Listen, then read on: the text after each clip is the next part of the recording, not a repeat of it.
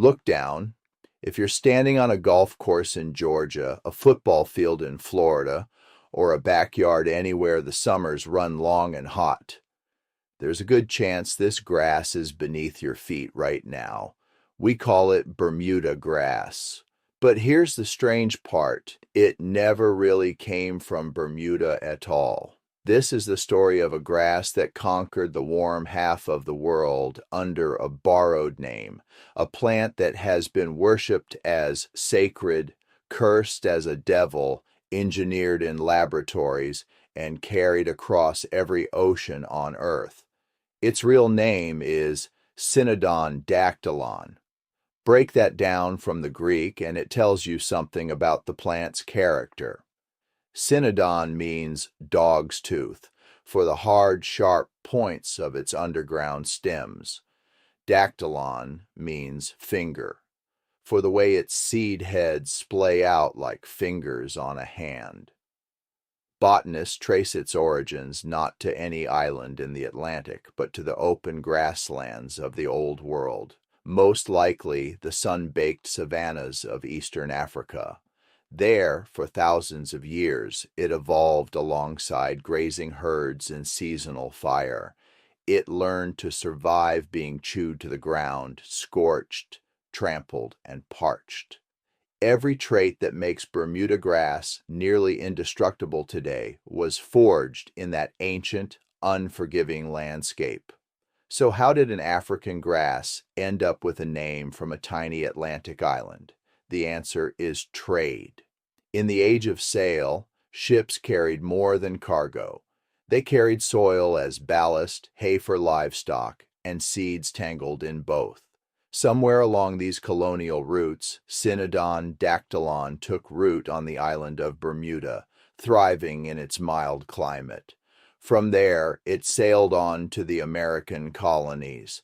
Records from the 1700s describe it spreading through the southern colonies, places like Georgia and the Carolinas, where the warm weather suited it perfectly. The colonists who received it knew only that it had come from Bermuda, so that's what they called it. The name was an accident of geography, a way station mistaken for a homeland, and it stuck for good.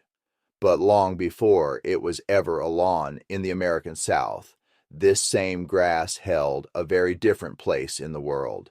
In India, it is called Durva, and it is holy.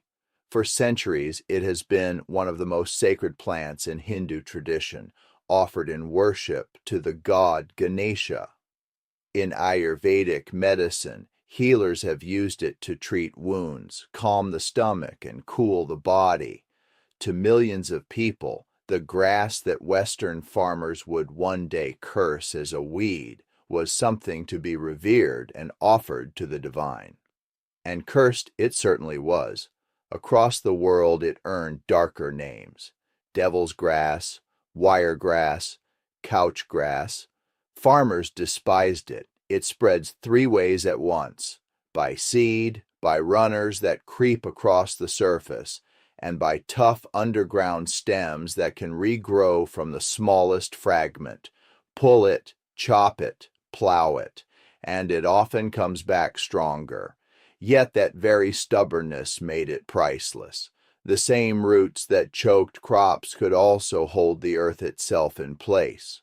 In the American South, on land worn thin by cotton and battered by erosion, Bermuda grass became a savior of soil. It blanketed bare ground, fed cattle through the heat of summer, and stitched together hillsides that would otherwise have washed away. Weed and wonder, it was always both at once. Then, in the middle of the 20th century, Bermuda grass entered the laboratory. In the small town of Tifton, Georgia, a scientist named Burton spent decades breeding it into something new. Working at an agricultural research station, Burton crossed different strains to create improved hybrids, grasses that were tougher, finer, and denser than anything found in the wild.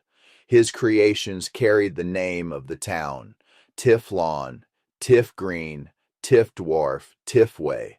These hybrids change the game, literally. Tif-green and Tif-dwarf produce putting surfaces so smooth and resilient that they transformed golf courses across the South and around the world. Stadiums, fairways, and championship fields were suddenly carpeted in engineered Bermuda grass. A wild African survivor had been refined into one of the most valuable turf grasses on the planet. Today, Bermuda grass grows on every continent except Antarctica. It thrives in a wide, warm band that wraps the globe, roughly between 45 degrees north and 45 degrees south. It is in city parks and cattle pastures, along roadsides and riverbanks, in the manicured turf of professional arenas, in the rough patches of vacant lots, and it remains as divided in reputation as ever. In some countries, it is prized as a premium lawn and sold by the truckload. In others, it is officially listed as a noxious weed and fought with chemicals and machines. The same plant, beloved and battled, depending only on where it happens to be growing. So the next time you walk across a green lawn in the summer heat, or watch a game played out on a flawless field, take a closer look at the grass beneath it. It began in the savannas of Africa. It was carried across the oceans by sailing ships. It was offered to gods, cursed by farmers, and reshaped by scientists. It spread to nearly every corner of the warm world, and through all of it, it kept the name of an island it never truly came from. Bermuda grass, the great wanderer that was never really from Bermuda at all. Thanks for watching. If you enjoyed the story, do me a quick favor and tap that like button and subscribe to Sweat Equity Lawns. I just started this channel, so it really helps. Scan the code on screen to subscribe, and I'll see you in the next one.